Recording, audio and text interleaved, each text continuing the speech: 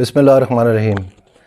मैं आज ये प्रेस कॉन्फ्रेंस आप लोगों को इसलिए मदऊ किया है कि कल इलेक्शन होने को जा रहा है PP 54 नारोवाल 1 में, और जैसे कि आपको याद होगा फरवरी 8 तारीख को जो इलेक्शन हुआ उसमें सारी दुनिया को पता है कि वो फॉर्म 47 का इलेक्शन कहलाया है। उसकी वजह यह है कि फॉर्म 45 में कुछ लिखा था और फॉर्म 47 में कुछ लिखा था। रात को 11 बजे के बाद जो काउंटिंग नशर हो रही थी टीवी पे वो रोक दी गई, और सुबह जब उठे तो रिज़ल्ट बिल्कुल मुख्तलिफ था।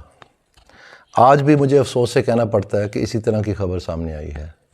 ये वो लिस्ट है 326 लोगों की जो कि नारोवाल में, ज़िला नारोवाल में ट्रेनिंग के लिए अफसर मदऊ किए गए थे, और ये 3 रोज़ा ट्रेनिंग थी जो 15, 16 और 17 अप्रैल को हुई।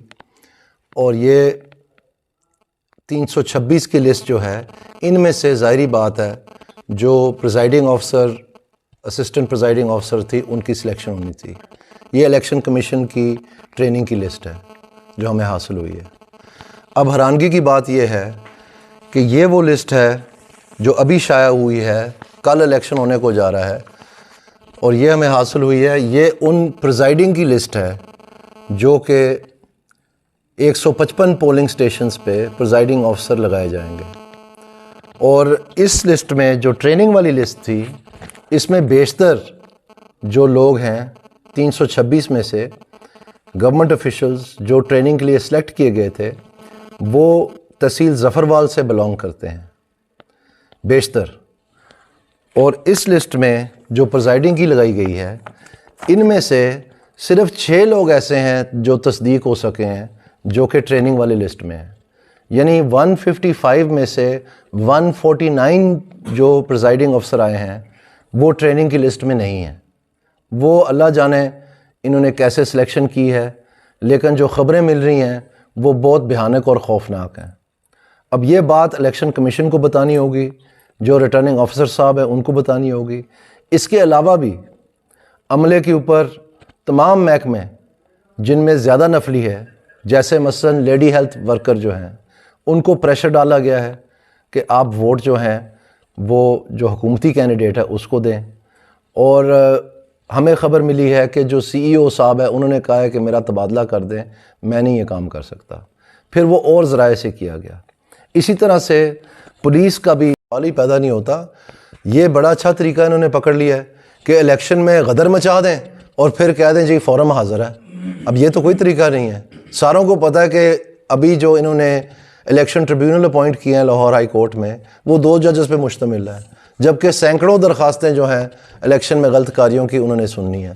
तो वो ये मशहूर है, और बल्कि ये इंश्योर किया जा रहा है कि अगले 5 साल तक कोई फ़ैसला ही ना आए वहाँ से, क्योंकि इतनी सैकड़ों दरख्वास्तों को 2 जज जिनका वैसे भी ड्यूटी है रूटीन की, वो कैसे सुन पाएंगे। तो ये बड़ा अच्छा तरीका है एक गलत कारी को छुपाने का, या उसको वो कहते हैं justice delayed is justice denied. तो ये जस्टिस रोकने का एक तरीक़ाकार इख्तियार किया हुआ है। और ये जो गलत कारियाँ हैं होल सेल, ये नहीं कि इक्का दुक्का कोई प्रिजाइडिंग जिसको ट्रेनिंग नहीं मिली, कोई टाइपोग्राफिकल एरर, ये होल सेल है कि पूरे के पूरे स्टाफ को ही जो है आप तब्दील कर दें, जिनको ट्रेनिंग ही नहीं मिली, जो ट्रेनिंग में शामिल ही नहीं थे, जो ट्रेनिंग की लिस्ट में जिनका नाम नहीं है। तो ये मैं समझता हूँ कि बहुत बुरी हरकत की है, और ये उस बात की ऐनी शायद है कि इलेक्शन में क्या होने जा रहा है। और ये फंडामेंटल राइट्स का एक तबाही करने का जो है ना सिलसिला, पूरी दुनिया ने इसको कंडेम किया है। और अब ना कि हम इसको बेहतर करते या माजी से सीखते, ना सिर्फ अब हम फॉर्म 47 से तरक्की कर रहे हैं फॉर्म 45 की तरफ, ऊपर से जो माजी की गलतियां वो हम दोबारा दोहरा रहे हैं ताकि आपस में कोई राब्ता ना हो सके, कहीं पर कोई गलती करे तो उसकी कोई बात ना कर सके, यहाँ से कोई ख़बर ना निकल सके।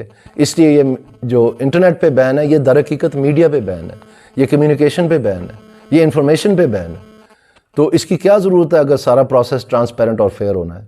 तो इन चीज़ों, इन काले धन को रोकने के लिए, इनको छुपाने के लिए ये सारे काम किए जा रहे हैं। क्योंकि अगर इंटरनेट ऑन होता तो ये बात जगह जगह पोलिंग से आपको ख़बर जानी थी कि फॉर्म 45 से के साथ किस किस्म का सलूक हो रहा है। تو میں سمجھتا ہوں کہ ابھی بھی وقت ہے، اعلیٰ حکام اس کا نوٹس لیں اور free and fair transparent election ensure کریں تاکہ جمہوریت کا فروغ ہو سکے اور لوگ اپنی رائے آزادی سے دے سکیں ووٹ کے ذریعے۔